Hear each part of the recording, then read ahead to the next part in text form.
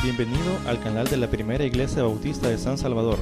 Esperamos que seas edificado a través del mensaje que estás por escuchar. Recuerda visitar nuestro muro en Facebook para que conozcas más acerca de nuestras actividades. También puedes escribirnos a nuestro correo electrónico. Será un placer saber de ti. Dios te bendiga.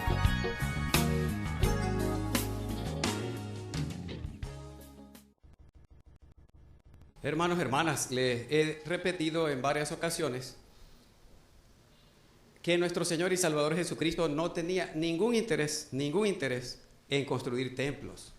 Aun cuando los templos cristianos que se han construido a lo largo de la historia son hermosos, hermosísimos. Algunos son ejemplos de arquitectura, de ingeniería, que va a servir para todas las generaciones, como aquella catedral de San Basilio en Rusia, por ejemplo. Es hermosísima, tan hermosa que el zar o el emperador de Rusia mandó a quitarle la vida al arquitecto para que no hiciera otro parecido o mejor. Y que nosotros pudiéramos presumir de esos templos. Nuestro Señor y Salvador Jesucristo no tenía ningún interés en que sus seguidores le cantáramos 2 horas seguidas. Algunos hasta entran en una especie de trance que los hace evadir la dureza de la realidad que los rodea. Los científicos han investigado por qué caen en esa especie de trance y se ha hablado de algunas cosas al respecto. Él no tenía ningún interés en la ropa que vestimos, como si él fuera diseñador de modas. Y algunos elevan la vestimenta que se utiliza como una señal de espiritualidad. Como dicen los jóvenes, nada que ver.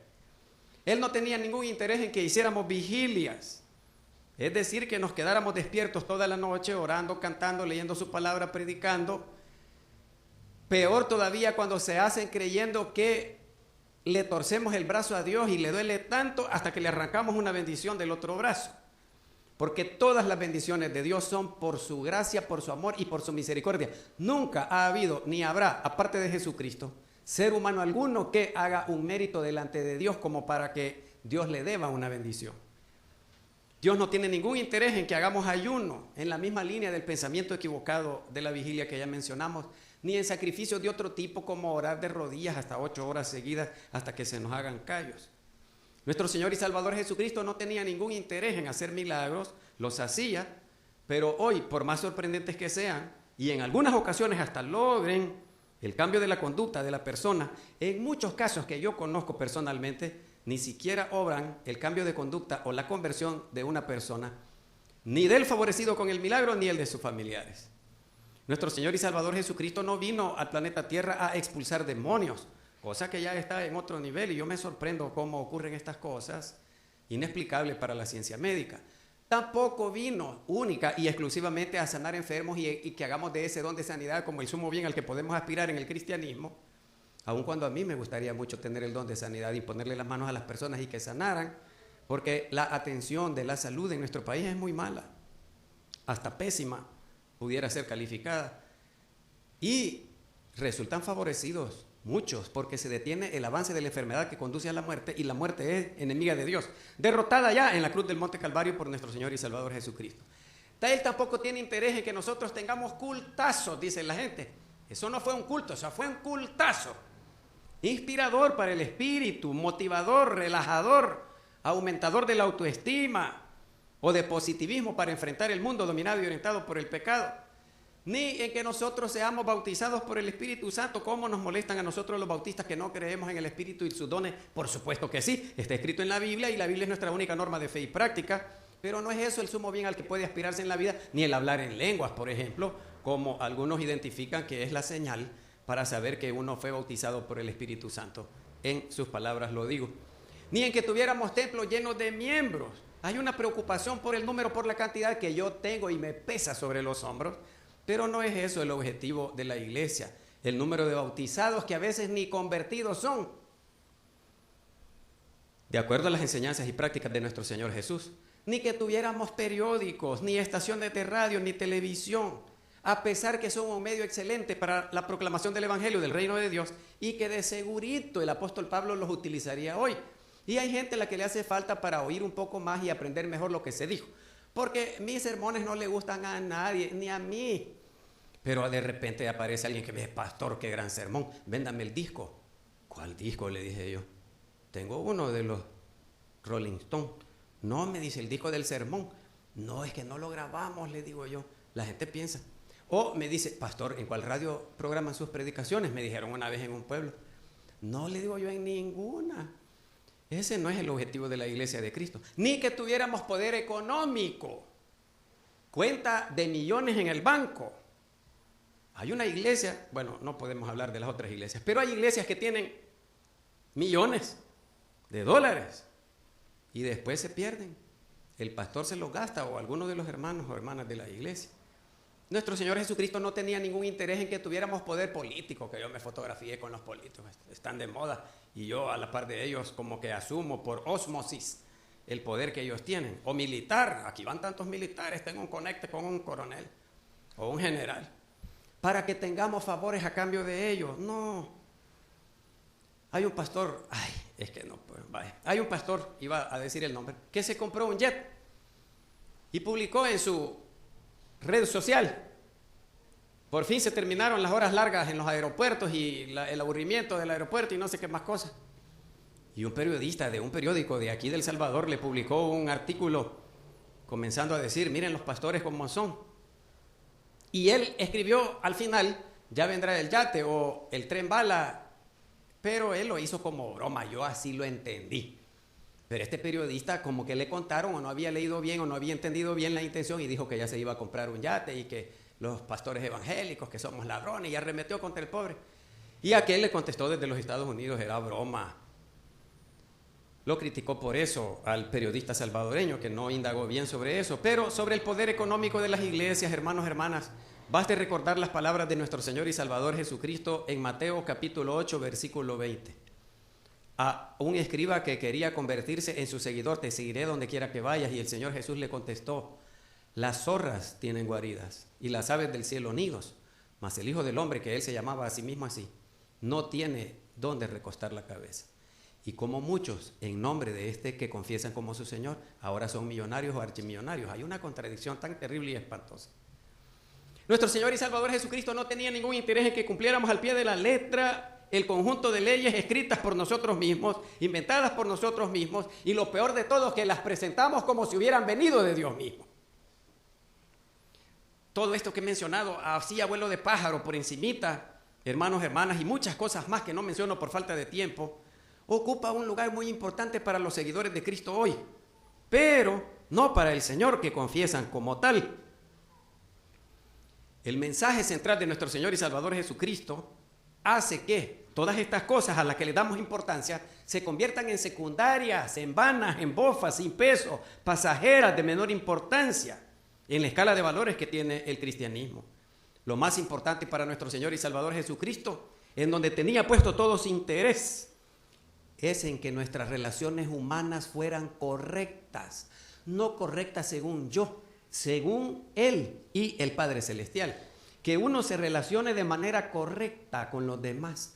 Por ejemplo, uno puede tener uno o más dones del Espíritu Santo y ufanarse, enorgullecerse de eso, pero habla mal de otro hermano de la iglesia. No somos solo los pastores aburridos con los sermones largos que corremos a los miembros, también los lengüetazos, las lenguas filosas, espadas de dos filos que arremeten contra cualquiera. Más le vale atarse una piedra de molino, que era como del tamaño de una casa, al cuello y ser echado en el fondo del mar antes que hacer tropezar a un pequeñito en la fe. En lo que nuestro Señor y Salvador tenía interés en que nuestras relaciones humanas fueran correctas. No es correcto andar hablando a espaldas de otro, entonces no lo hago. No importa que usted no expulse demonios, ni hable en lenguas, ni sane, ni cante 2 horas, ni ore 8 horas seguidas, pero si usted no habla a espaldas de otro, está cerca del reino de Dios. Miren, hermanos, miren, hermanas, el reino de Dios no es de naturaleza material, ni terrenal, ni geográfico, no tiene la orientación de este mundo, no procede, no tiene la procedencia, la inspiración o la motivación que tiene este mundo dominado y orientado por el pecado. Es un reino que pudiéramos llamar espiritual porque no puede verse, tocarse, medirse, pesarse, ni fotografiarse, pero que hunde sus raíces en la historia y la transforma. Ese es el objetivo, sal de la tierra, luz del mundo, la transformación del mundo. Pero ocurre que hay millones de cristianos en este país Y miren ustedes en la condición económica, social, política, militar, religiosa que está. Por no mencionar la violencia. Y entonces todo este montonazo de cristianos que hacen, pues, por el amor de Dios. Y en el mundo entero somos de las religiones que tiene el tercer lugar en el número de seguidores.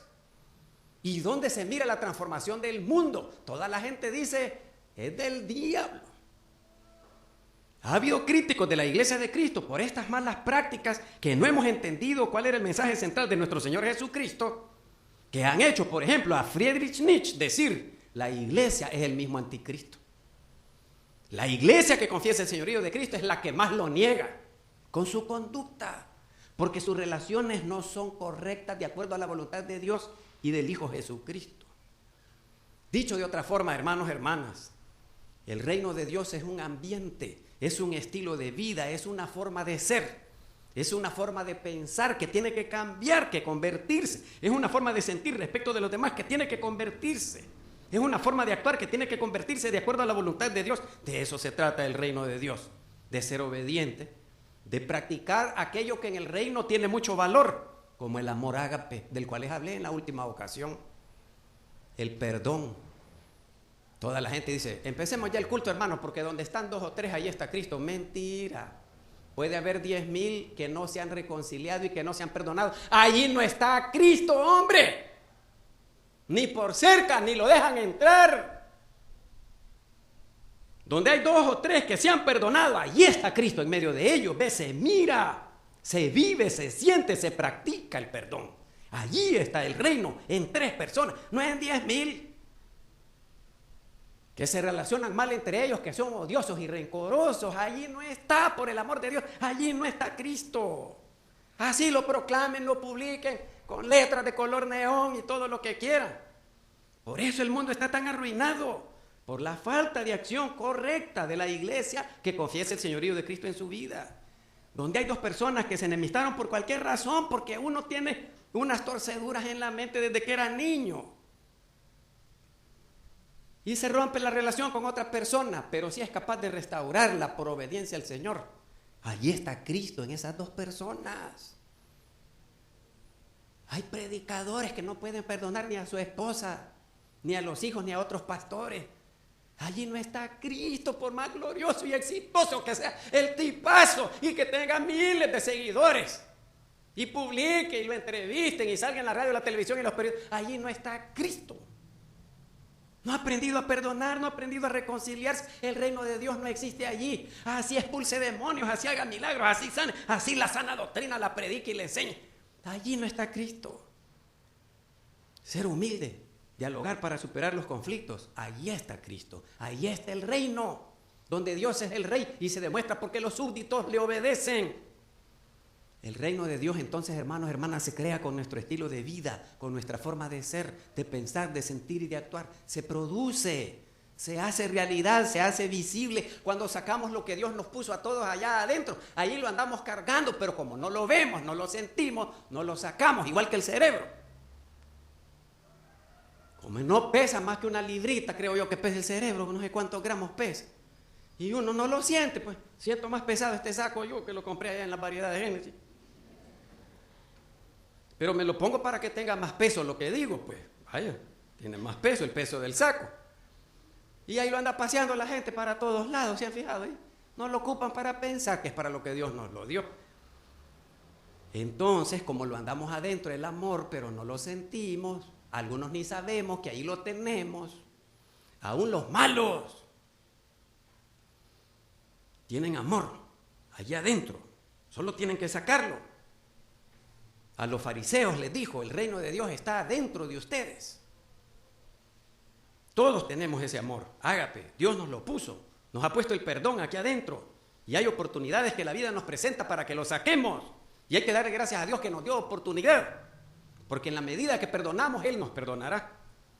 Aquí nos puso la reconciliación, aquí nos puso el diálogo a través de la palabra, diálogos, a través de la palabra, hablando se entiende la gente, nos decimos aquí, pues. Así, hermanos, así, hermanas, se lo repito. Todos llevamos adentro el amor, el perdón, la reconciliación, el diálogo. A través de la palabra podemos superar cualquier conflicto, hasta los de la nación. Pero es como un tesoro escondido y nosotros no nos dábamos cuenta que lo tenemos. Es lo mismo que cuando decimos, eso cuesta un ojo de la cara. Ajá, sácate un ojo y anda a venderlo, pues. Allá en la huesera de Humana, la Troncal del Norte es la huesera de los carros. ¿En cuánto venderías tu ojo, pues? En $10,000. Y si vendieras los dos, $20,000. ¿Y la mano en cuánto la venderían? Se quedarían cutos. ¿En cuánto la venderías, pues? Yo digo que unos $50,000, ya lleva 70. Y si la vendes hasta el codo, no es que el hermano sea codo, sino, ¿en cuánto vendes la mano hasta el codo? Yo digo que por unos $100,000 bien la vendo. Ajá, ¿cuánto lleva ya? Y vayan sumando, pues, hermano. Y si fuera todo el brazo derecho, que alguien de 56 años necesita un brazo derecho y es compatible con vos y te da $1,000,000, yo por $1,000,000 se lo vendo, no importa que ella no pueda abrazar a aquella.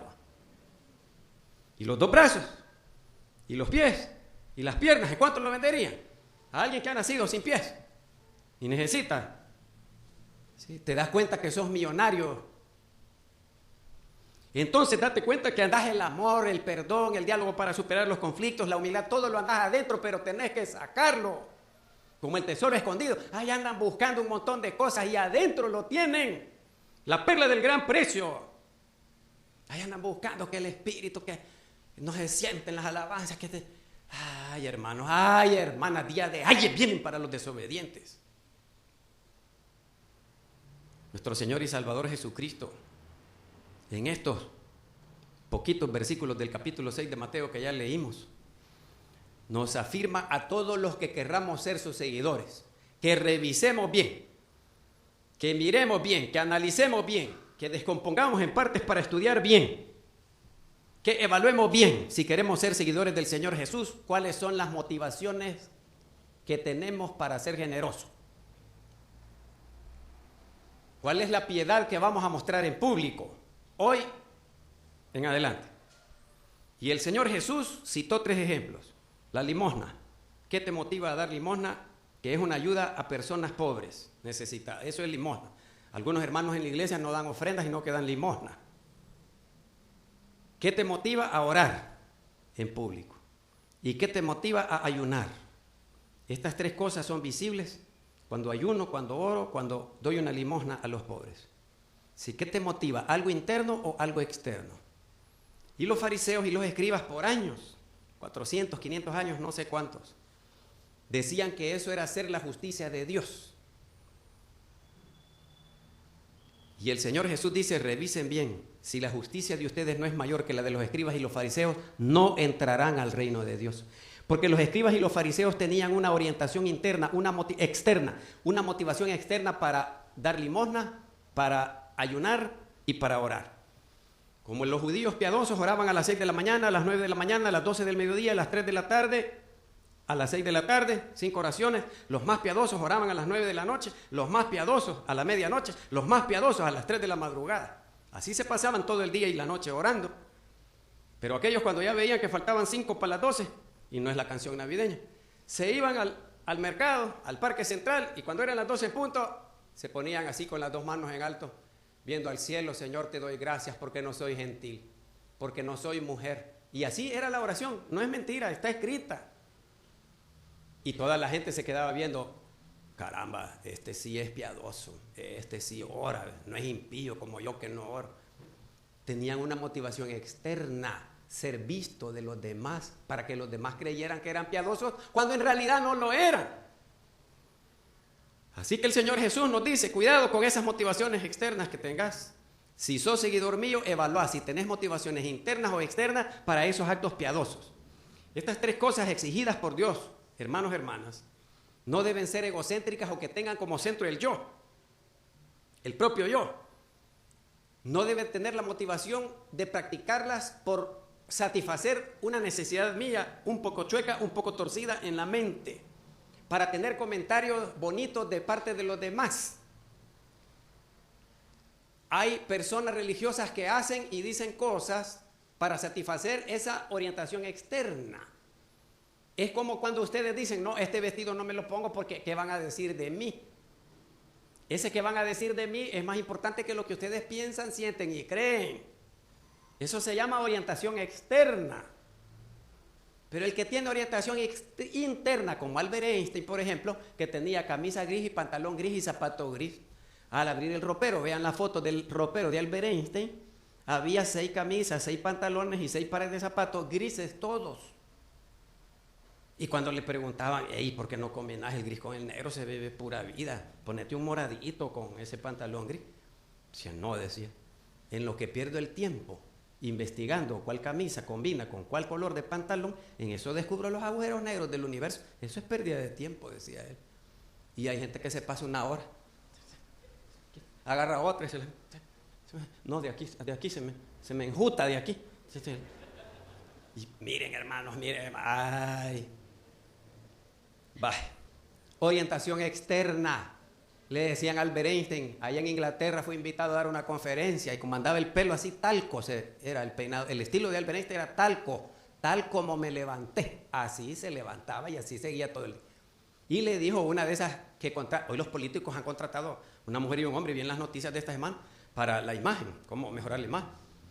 La foto de la papeleta, que ya no va a corresponder ir a votaciones, no sé si, a saber cuándo, ahí nos vamos a dar cuenta, pero la foto de la papeleta bien photoshopeada. Es decir, bien sin arrugas y los otros que se han hecho cirugía, nos contaba el hermano Carlos, ¿verdad?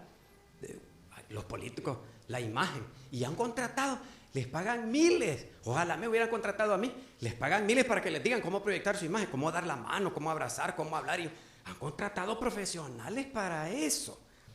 Uno de esos le dijo a Albert Einstein, date una peinadita. Y le dijo a Albert Einstein, ¿y para qué? Le dijo, si aquí nadie me conoce, le dijo. Allá en Inglaterra. Y allá dio la conferencia en la universidad. Pasaron los años y lo invitaron a una universidad de Estados Unidos a dar una conferencia. Y otro de esos asesores de imagen que le dijo, date una peinadita. ¿Y para qué? Le dijo, si aquí todo el mundo me conoce, le dijo. Así que Albert Einstein tenía una motivación interna, una orientación interna, de acuerdo a lo que su propio yo le dictaba, no satisfaciendo a lo externo, al público, los comentarios del qué dirán. Nosotros, en el caso del cristianismo, ¿qué nos motiva, qué nos impulsa? Algo externo o algo interno para hacer las cosas de piedad que son requisitos de todos los cristianos. La orientación interna, entonces, hermanos, hermanas, para la generosidad y dar limosna, para la piedad en la oración y para la vigilia, deben ser teocéntricas, tener como centro a Dios, nuestro Señor, el Padre Celestial, o nuestro Señor Jesucristo. Que estén orientadas por Dios o por el Señor Jesucristo. Deben ser practicadas no para hacernos lucir bien a nosotros, para hacer lucir bien a Dios.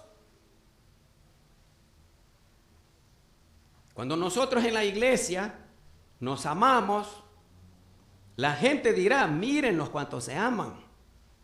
Pero si nosotros nos tratamos mal y hablamos mal los unos de los otros y le levantamos chambres, calumnias, difamaciones a los demás, ¿y quién se va a querer hacer miembro de esta iglesia? Como les he dicho hasta cansarlos, hay una puerta bien angostita para hacerse miembro de la iglesia. Le damos clases unos 6 meses, entrevista con el diaconado, pasa la sesión de trabajo de la iglesia hasta que se apruebe el día de los bautismos. ¿Cómo cuesta hacerse miembro? Pero para expulsar a uno con un lengüetazo, facilito lo echamos. ¿Qué motivación interna o externa tenemos para esos actos? Para que la idea nos quede más clara, nuestro Señor y Salvador Jesucristo ofreció 3 ejemplos específicos de la práctica de la justicia exigida por Dios. Y esos 3 ejemplos específicos de práctica de justicia exigida por Dios deben tener una motivación diferente a la que tienen los fariseos. Los fariseos lo hacen por una motivación interna, pero los seguidores de Cristo por una motivación interna. A los fariseos el Señor Jesús les llama hipócritas. Fíjense que en el Sermón del Monte, así inicia, en Mateo 5:20. Como ya voy a terminar, no los voy a poner a que lo busquen para que pierdan el sueño. Pero en Mateo 5:20 el Señor Jesús dijo, porque os digo que si vuestra justicia no fuere mayor que la de los escribas y fariseos, no entraréis en el reino de los cielos. No hay tal que porque ya creí, porque ya soy bautizado, salvo siempre salvo. No me venga con ese cuentecito. A otro con ese tema. Si tu justicia no es mayor que la de los escribas y los fariseos, que lo hacen por una motivación externa, no vas a entrar. No vas a entrar a la vida eterna, porque la vida eterna no entra a lo imperfecto, lo que tiene motivaciones chuecas o torcidas. Así que tiene que ser mayor. Y así enmarcó el Sermón del Monte. Y así termina. Y da todos los ejemplos. Mateo 5, 6 y 7 de cómo la justicia que Dios quiere y exige de los seguidores de Cristo tiene que ser mayor que la de los escribas y los fariseos. Por eso les llamó hipócritas. Y en el capítulo 23 de Mateo, hermanos, hermanas, ahí lo leen en su casa, completito. Introdujo cada cosa, cada acusación con la palabra hipócrita. ¡Ay de vosotros, escribas y fariseos hipócritas! Así que el cristiano no puede ser hipócrita. ¿Qué significa la palabra griega hipócrita? Actor de teatro. Alguien que finge un papel que no es en realidad. Alguien que aparenta algo que no es en realidad, como dar una limosna y que me tomen la foto aquí. El gran chequezote ahí. ¿Cuál es la motivación? Aparecer en el periódico. Oh, es una motivación interna para hacer lucir bien a Dios y por obediencia a Dios lo hago. El actor del cine, la actriz del cine de una película no son en la vida real como representan en los papeles de la película. Ahí ven ustedes a un hombre que es pulsudo. Donde pone el ojo en la vida real, pónganlo a tirar a ese actor. No pega, pero ni a un elefante a 10 metros de distancia. Entonces hace una hipocresía, una representación teatral o cinematográfica. Y los cristianos, los seguidores de Cristo, no podemos ser así. Eso está bueno para los escribas y los fariseos que tienen motivación externa, que con solo que digan, miren, ya le dio limosna. Ya eso es todo lo que ganó. El cristiano lo hace por convicción. Como decía la Madre Teresa de Calcuta, hay que aprender a dar hasta que duela. Cuando a ustedes les duele dar esa corita, pero se desprenden de ella por convicción que el Señor les va a proveer, como la viuda de las 2 blancas, la moneda que valía 1/4 parte de 1 centavo. Así que hipócrita es el actor de teatro o de cine. Sus acciones son buenas, benefician a los demás, pero como las motivaciones internas son malas, su única recompensa será algo pasajero, algo vano, algo bofo, ser visto por los demás y punto. Hacer ruido y nadie más, nada más. Pero el Señor va a premiar eternamente a los sinceros, a los que tienen una motivación correcta de hacer lucir bien a Dios. Lo hacen por una convicción interna, no para ser vistos de los demás. Cualquier acto piadoso debe de tener esta motivación. Cuando nuestro Señor Jesucristo nos dijo, no sepa tu mano izquierda lo que hace tu derecha, está diciéndonos que la motivación debe ser interna, cumplir la voluntad de Dios y no otra. Nuestros motivos para cumplir con los actos de piedad, la generosidad, el acto religioso como la oración y el ayuno deben ser puros, motivados internamente por obedecer a Dios sin recibir ninguna recompensa de nadie, sin pedirle algo a cambio a Dios. Es como el amor que se da sin esperar recompensa, amor ágape. A la misma Madre Teresa de Calcuta, una actriz de cine, ya les he contado varias veces, pero algunos no vinieron o se durmieron, bañaba a los leprosos y la actriz la vio de lejos. Y cuando la madre terminó, venía caminando para acá y le dijo, madre, yo no haría eso ni que me pagaran $1.000.000. Y le dijo la madre, yo tampoco, le dijo, yo no lo hago porque me paguen. Lo hace por la satisfacción del deber cumplido. De acuerdo a la voluntad de Dios, ella tenía que hacer eso. Así que, hermanos, hermanas, Dios no necesita nada de nosotros, ni ayunos ni vigilias, no necesita nada. ¿Y qué puede necesitar Dios de nosotros? Nada. Así que la motivación de ser visto por los demás y que digan que buena persona es, aunque no lo seamos, es una motivación externa. Pero la motivación para la piedad religiosa, por obediencia a Dios, que es una motivación interna, ese es el que vale delante de Dios. Los cristianos y las cristianas, hermanos, hermanas, debemos evitar toda hipocresía y ser generosos, por la satisfacción que produce serlo, por la felicidad que hay en dar. Al mismo tiempo que uno da, ya está sembrando lo que va a recibir. Es doblemente feliz el que da, porque es feliz cuando da y va a ser feliz cuando el Señor le devuelva. Va a ser feliz 2 veces. El objetivo de la vida no es acumular, el objetivo de la vida es dar lo que uno tiene. Pues, ¿y uno cómo va a dar lo que no tiene? Porque así nos lo pide Dios. El principio moral, que es lo mismo que decir el principio de convivencia entre los demás, que es válido para los cristianos, es que la motivación de la práctica como ser generoso o de la piedad religiosa debe ser agradar a Dios y no recibir alabanzas pasajeras de los demás. Hermanos, hermanas, que Dios mismo nos ayude a que lo hagamos así, a que seamos generosos, piadosos y justos, pero con una orientación interna de acuerdo a la voluntad de Dios.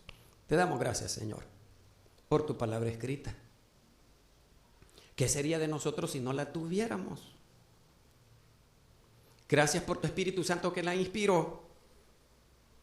Y nosotros siempre te suplicamos que nos ayudes en la interpretación, pero todavía más importante, en la práctica correcta de esta palabra tuya. No las palabras del hombre, la palabra tuya que nos habla y de alguna forma llegamos a la comprensión, a la conclusión que tú nos hablaste y que nos desafiaste a obrar, a actuar, a pensar, a sentir y a actuar conforme a tu voluntad. Ayúdanos pues a que todos los actos, fruto de la piedad, sean motivados por ti y para darte la honra y la gloria que solo tú te mereces. Ayúdanos, Señor, porque por nosotros casi se vuelve imposible a tener las normas de conducta que demuestran que tu reino es una realidad hermosa dentro, pero también entre nosotros, para tu honra y tu gloria. Bendito sea, Señor, porque nos permites, con nuestro pensamiento pequeño, finito, limitado, sujeto a error, interpretar el mensaje que tu Espíritu inspiró a los escritores sagrados. Aunque esta palabra sea amarga en nuestro paladar, que el resultado sea dulce como la miel. En el nombre de Cristo Jesús nuestro Señor. Amén.